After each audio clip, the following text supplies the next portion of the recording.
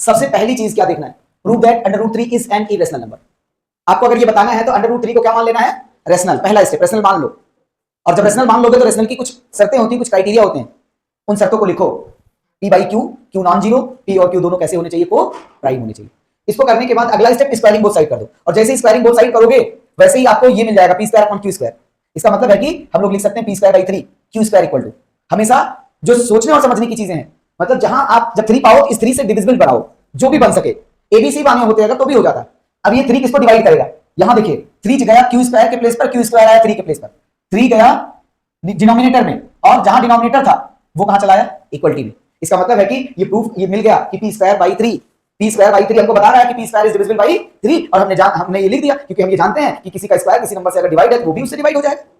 अगर P² 3 से डिवाइड होगा तो P भी 3 से डिवाइड होगा। यही मुझे लाना था कि भैया P 3 से डिवाइड हो रहा है, ये मैंने नोट करके लिख लिया। आगे बढ़ेंगे, अभी Q के बारे में बनाएंगे। Q के बारे में जब ये मिल गया कि P² मतलब P इज डिविजिबल बाई 3 है, इसका मतलब P is a common factor of 3, sorry P is a factor of 3।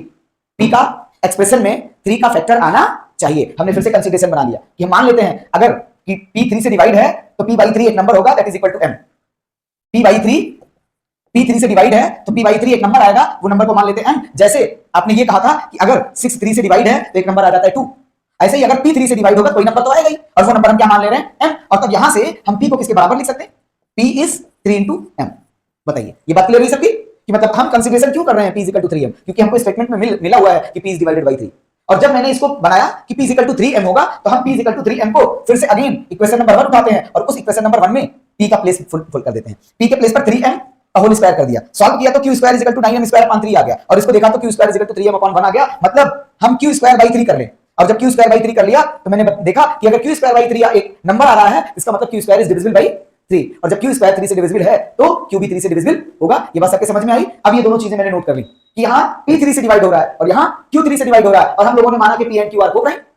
हमारा मानना ही गलत है, P और Q को प्राइम हो ही नहीं सकते इसके लिए, क्योंकि अब जब ये चीज हमारे पास आई तो हम दोनों स्टेटमेंट से ये बता दिए कि हमारा एजम्पशन रॉन्ग है, हम कॉन्ट्रडिक्शन शो कर रहे हैं।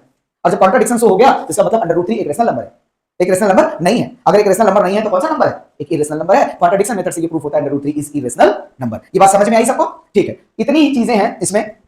अब देखिए